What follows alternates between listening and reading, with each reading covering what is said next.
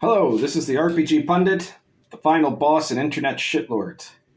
And, today I was going to finally do the review for the new edition of Wretched Space. And every time I try to do this review, some other big news comes up. It's really funny because back in, January, there was nothing happening, and now, this has been a very loud news month, a very busy news month. Anyway, I guess the Wretched review will have to wait. But remember that you can pick up all of the Wretched Spaghettiverse series on the Red Room's Webstore. This is not a paid promotion. And you can also pick up the Pundit Files, my new series of short PDF source books or periodicals, I guess you'd say, with different topics. Currently, the latest Pundit Presents issue is number 5, which is the City Guide to Baghdad. So if you want to have the whole city of Baghdad with its history, with its different neighborhoods, with adventure queues, a nice map, and guide to, what's in it and what's going on there circa the 12th, 13th centuries, then be sure to check that out. If you're a Sword and Caravan guy, it should be obvious. All of the Pundit Files, the Pundit Files issues are available on the Red Room Webstore, and they all cost about $3.50. Okay, so be sure to go and check those out, and check out the rest of my products too. Like Lion and Dragon and the Gonzo Fantasy Companion. I don't know why I'm pointing with a pen instead of a pipe here. The Gonzo Fantasy Companion, Social Encounters on the Silk Road. If you want a system to handle social interactions that doesn't just involve some kind of weird social mechanic skills or things like that, check out Social Encounters Along the Silk Road. And the Gonzo Fantasy Companion. This is an incredible book full of different guides of stuff to do. And I was thinking to myself, you tell me what you think about this, that if you guys would find it interesting to see me make use of some of the generators in the Gonzo Fantasy Companion. So I do a video or a live stream where I use the weird race generator to generate a race as I'm filming, right? So that would that be interesting, or an ancient complex or an intelligent animal species or whatever. Any of the various generators that are in the Gonzo Fantasy Companion that you can use to add detail to your game. So let me know if that's something you'd find interesting. But okay, let's get to the main point. The main point being that there is good news if you are a Hasbro investor that was worried about the 5-year free fall of Hasbro stocks. The 5th year is done. Now is the beginning of the 6th year of absolute free fall, and it seems to be accelerating. So you can be assured that your stock value, if you're a Hasbro investor right now, is going to keep dropping. All right, that is, by the way, not a professional opinion. I am not qualified to give stock advice. I am, however, a historian, and it's quite easy to look at the last few years at what's been going on and what is going on right now. And you can see that this Hasbro is a mess. You do not have to be a member of the Chicago School of Economics or something to be able to understand that. Hasbro is very much a mess. So the news that has just come out yesterday is that the results of their 4th quarter report are out. And basically, Hasbro lost another $1.06 billion.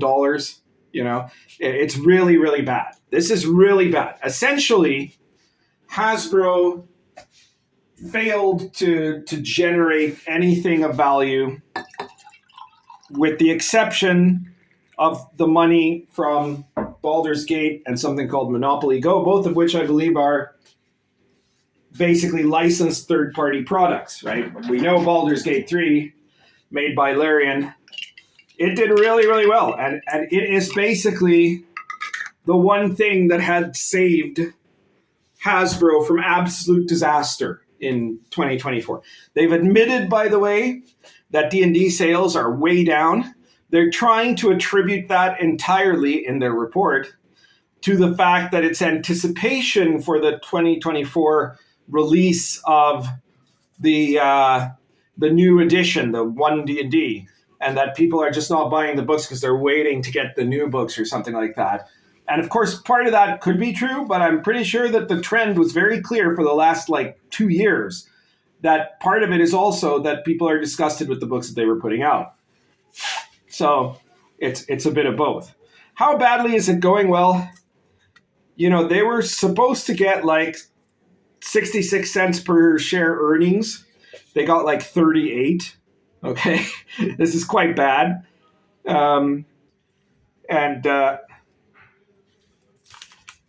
Basically, it's so bad that in spite of just having fired 1,100 people in December, they had to announce that in order to make up for it, they'll probably do another $750 million of cuts. And where are those cuts going to be? Well, they're going to be people's jobs, right? They might sell off some things, but for the most part, they're going to fire more people, and they're doing really, really badly. And personally, I attribute this to the fact that, Hasbro and Wizards are companies that are supposed to make toys and games. And instead, they want to imagine themselves as something bigger than that. And that's been a failure for them. They wanted to do movies and merchandising and stuff for adults because kids are boring, right? And they wanted to have stuff that would transform Wizards or D&D or Magic into something like the Marvel universe. That's not going to happen. And the problem is, at the same time, they were also leaving the franchises to unqualified, talentless hacks and ideological maniacs who intentionally were out to destroy the products because they hated it, ideologically. So of course they're failing. They're failing because they've lost track of what's fundamental to them. They're doing really, really badly. And in the midst of all of this, you might think, well, but then there is some hope with the 2024 anniversary. Except that if you look at the list of the stuff that they've got for their anniversary, I did a video about it a while back. So if you don't know about this, go check out what they've got prepared for their 50th anniversary. Of D&D. For the 50th anniversary of D&D, they are basically doing a bunch of nothing. Right? They're republishing, or they're not, or maybe reinventing. I don't know, 1 or 2 classic adventures. In what looks like it, and that's not even one of the things that they're putting major emphasis on promoting.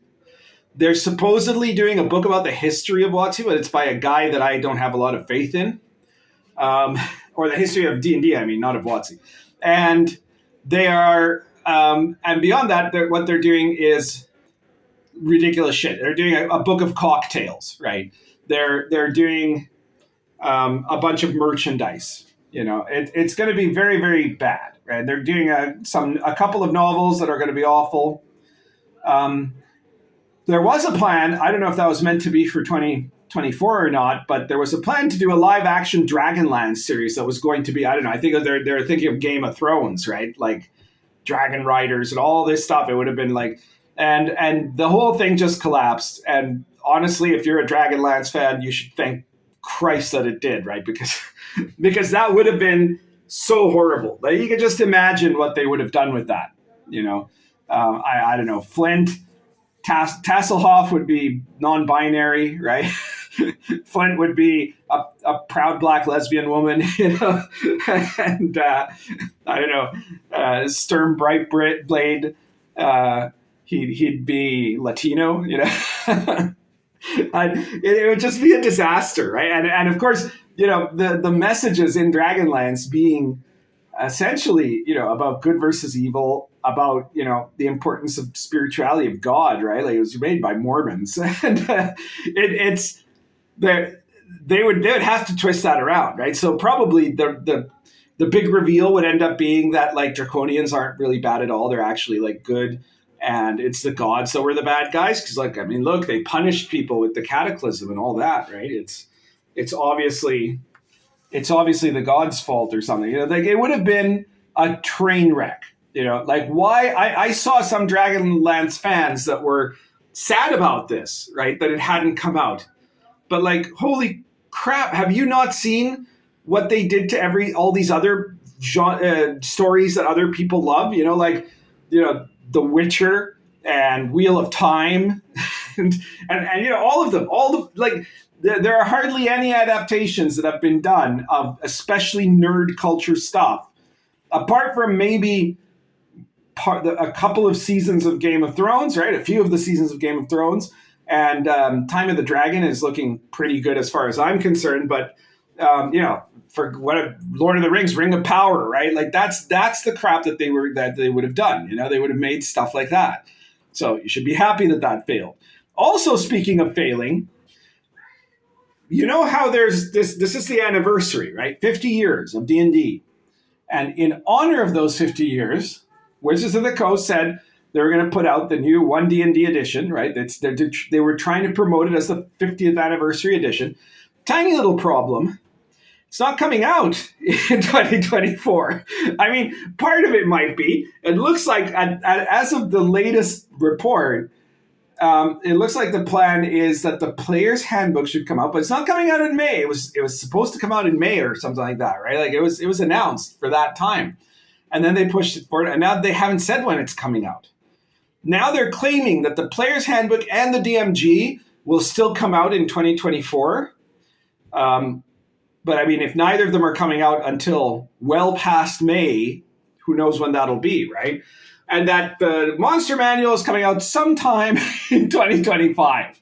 So it's not really the 50th anniversary edition anymore, is it? Even if one of the three is not that, you kind of, you miss the mark, don't you? And not to mention that these delays do not bode well for OneDnD, right? And they do not bode well.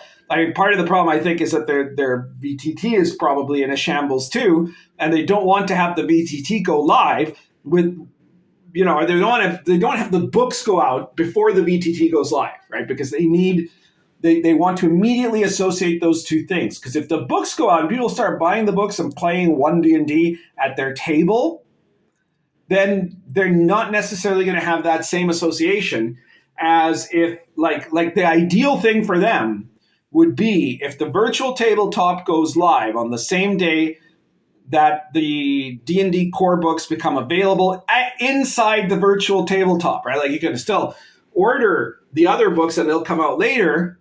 But if you want to be one of the first ones to have it, and we all know how spurgy nerds are about wanting to be the collectors, right? So they have to have it. They'll go in there, they'll subscribe, and that's how you hook them, right? That's not going to work if the VTT doesn't come out until 2026 or something like that, and there's already been a year of this product, right? That's just a train wreck level of failure. So none of this is looking good for Wizards of the Coast. And you can probably, I'm guessing some of you can probably see like the big smile on my face reflected from from the Lion and Dragon cover there of just the schadenfreude of this. It's very funny, I mean, they're running a beloved product into the ground, but they have been for years. So that one has lost any sense of distress about that. And the only thing that it seems like to me now is that any of this stuff that goes bad for them is a benefit for the indie producers of games like myself, like the entire OSR movement, like third-party D&D product makers, right? If you're a third-party, 5th edition product maker, this is the moment for you to start ramping up into some big project that, make it as good as you can, bring it out. People are going to be looking for stuff to buy that isn't Wizards of the Coast, right? So that's a no-brainer, and same thing if you're an OSR guy. This is the year. It's the 50th anniversary of D&D, and if they can't do a good job of celebrating it, if the IP owner cannot handle that, then we have to, right? And so what I'm saying is, as far as I'm concerned, Baptism of Fire is coming out next month, probably, in sometime in March, maybe even before the end of February, but I'm guessing it's going to be sometime in March. And that is going to be a 50th anniversary product, right? The 50th anniversary of the role-playing hobby. And I'm going to push that, and I'm hoping a lot of people look into it and decide that it's really good. It's, it's the expanded version of the Lion and Dragon rules, and it's in a setting that is a bit more of a darker fantasy because it's early medieval, and very wild and savage and lots of supernatural stuff in it. And I mean, of course, it's got all the weird Slavic stuff. So be sure to check that out. It's coming out very soon. I've just looked at the finished version of the map, the hex map of early 11th century Poland, and it is amazing. Right? It looks just great. It's medieval authentic fantasy Poland, right? And it's fantastic. I love it. And it's going to be a great product. So that's what I'm going to do. I don't think any of us should sweat the bad news unless, like I said, you've had Hasbro stock and you've just been holding and holding because you're hoping that at some moment it'll rally and then you can recover some of your losses. I don't know if that's ever going to happen. I got to tell you. I mean, good luck to you if that's the situation you're in. Meanwhile, I had said, I don't know if you should short it or not. Like, I'm not a stock advisor of any kind, right? If you should short it again. But apparently I was wrong, right? Because, of course, this is really bad, right? And so anybody who shorted, after having shorted before decided to double down and short them again, they're probably pretty happy today. All right. Well, that's everything I wanted to really tell you guys about for today. I'll try to do that review of Wretched Space pretty soon. And again, if you like this video, hit the like button. If you haven't subscribed, please subscribe. Share this video anywhere that you think people find it interesting or anywhere you think that they'll be pissed off about it. And, hit the notification bell. You don't want to miss any of my live streams or any of my community posts of Meatball or my shorts or anything else. So be sure to click that bell. And I hope that you'll enjoy watching my videos. Currently smoking. This is a Stanwell Deluxe plus Argento Natural.